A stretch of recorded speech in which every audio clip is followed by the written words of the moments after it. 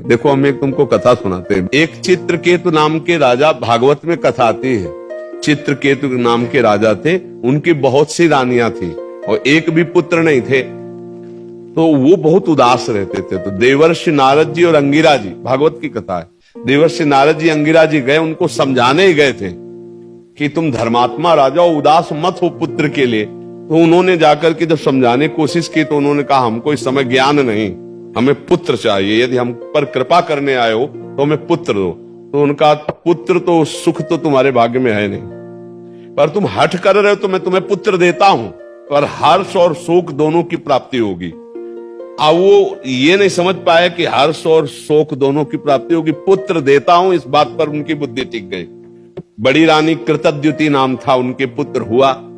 अब तो क्या आनंद, चक्रवर्ती राजा थे। हर समय रानी के महल में जाना, तो और जितनी थी रानियां सबको जलन हुई। उन्होंने कहा बहन, जब से कृतद्युति के पुत्र हुआ राजा हम लोगों की तरफ देखते ही नहीं है। तो बोले हम लोगों के मिलन में बाधक कौन है? बोले लड़का ही है। तो बोले क्या करें? बोले जहर दे दो। तो धाय मां को अपने पक्ष में मिलाया और जहर चटवा दिया, राजकुमार मर गया। जी ही राजा के पास खबर गई कि राजकुमार मर गया। कितनी मनौती के बाद तो हुआ था। अब वो रोते बिलखते आए, बहुत पैर पकड़ करके माथा बार बार जमीन में पटकने लगे। जब कोई धर्मात्मा दुखी होता है तो उसे संत संग दे दिया जाता है। जैसे आप आए हो ना, तो भगवान की कृपा से संग मिला है। जी गुरुदेव। अब मोहि भा भरोसा हनुमंता, बिन हरि कृपा मिले नहीं संता। तो दुख का निवारण इससे। तो अंगिरा जी, देवर्षि नारद जी पुनः आ गए और कहा राजन, मैं तुम्हें यही बताया था कि हर्ष और शोक की प्राप्ति हुई। हर्ष हुआ, पुत्र हुआ, शोक हुआ क्योंकि तुम्हारे भाग्य में पुत्र सुख नहीं है। तो उनका हमको उपदेश नहीं, मुझे पुत्र चाहिए। तो उनका तुम्हारे पुत्र की जीवात्मा को बुला दूं? तो उनका बुला दो।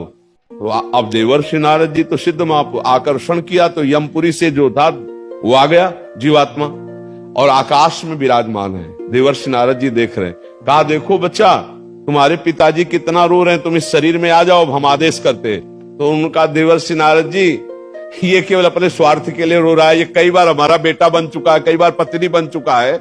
मैं किसी का बेटा नहीं हूं, मैं अपने कर्म का भोग इसके यहां भोगने आया था, मैं जा रहा हूं। जो ही सुना चित्रकेतु ने, बोले बेटा बोल रहा है हमारा? बोले तुम्हारे बेटा की जीवात्मा बोल रही। उनका मोह दूर हो गया और फिर उन्होंने भजन करके भगवान को प्राप्त किया। तो भगवान ने तुम्हें मोह दूर करने के लिए भेजा है, तुम्हारा कोई नहीं है। हाँ, भगवान ने लीला करके आए थे। अब खूब नाम जप करो, मस्त रहो, चिंता मत करो, और तुमको भी जाना है।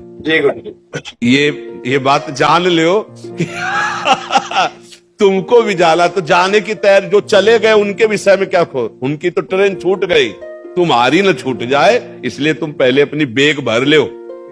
राधा राधा राधा राधा, कबीरा सब जग निर्धना, धनवंता नहीं कोई, धनवंता सोई जानिए जाके राम नाम धन होए। खूब नाम जमा कर ले, लोक पर लोक में बहुत आनंद रहेगा।